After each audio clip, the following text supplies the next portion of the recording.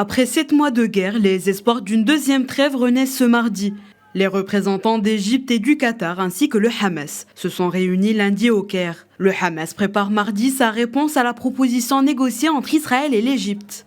Le chef de la diplomatie américaine Anthony Blinken a dit lundi espérer une réponse favorable du Hamas à une proposition qu'il a qualifiée d'extraordinairement généreuse de la part d'Israël. La dite proposition consiste en un cessez-le-feu de 40 jours et la libération de milliers de prisonniers palestiniens en échange de la libération des otages. Alors que l'Égypte a affirmé lundi avoir bon espoir dans une trêve, un des négociateurs du Hamas, Zahir Jabarin, a déclaré à la presse qu'il était trop tôt pour parler d'une atmosphère positive dans les négociations, en ajoutant que le Hamas exige surtout un cessez-le-feu permanent à Gaza, une hypothèse qu'Israël a toujours refusée. Le Hamas réclame également un retrait israélien de la bande de Gaza, le retour des déplacés, un calendrier clair pour le début de la reconstruction et un accord d'échange qui lève toute injustice envers les détenus palestiniens hommes et femmes. The Hamas leadership wants some sort of assurance that Israel won't occupy. Les dirigeants du Hamas veulent avoir l'assurance qu'Israël n'occupera pas Gaza et n'accaparera pas une plus grande partie du territoire de la bande de Gaza. Ils veulent des garanties de sécurité pour certains de leurs dirigeants, bien qu'Israël ait juré de tuer tous les responsables des attaques du 7 octobre. Le Hamas a également essayé de faire valoir la libération d'un plus grand nombre de prisonniers en échange d'otages. Du côté israélien, je pense qu'il est difficile d'accepter la notion de solution à deux États, de création d'un État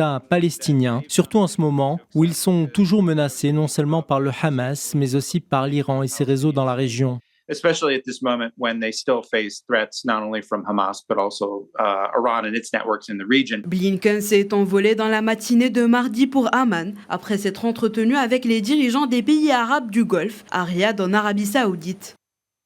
Blinken en est à sa 7e tournée au Moyen-Orient depuis le déclenchement le 7 octobre de la guerre entre Israël et le Hamas. Ce qu'il cherche à faire avant tout, c'est obtenir un cessez-le-feu temporaire et la libération des otages. Sans cela, toutes les autres pièces du puzzle que l'administration Biden tente de mettre en place, notamment l'aide à la reconstruction de Gaza, une solution à deux États et des progrès dans ce sens entre Israéliens et Palestiniens. Et rien de tout cela ne se produira si le conflit fait toujours rage.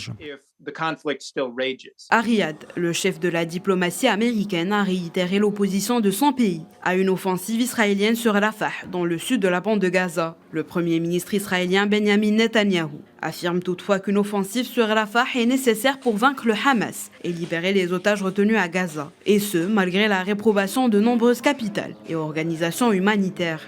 De son côté, le ministre israélien des Affaires étrangères Israël Katz a déclaré samedi, je cite, « S'il y a un accord de trêve, nous suspendrons l'opération à Rafah. » Fin de citation. Cette guerre qui dure depuis plus de 200 jours a plongé Gaza dans une catastrophe humanitaire qui ne cesse d'empirer. L'agence de l'ONU pour les réfugiés palestiniens a prévenu qu'à mesure que les températures se réchauffent, le risque de propagation des maladies augmente.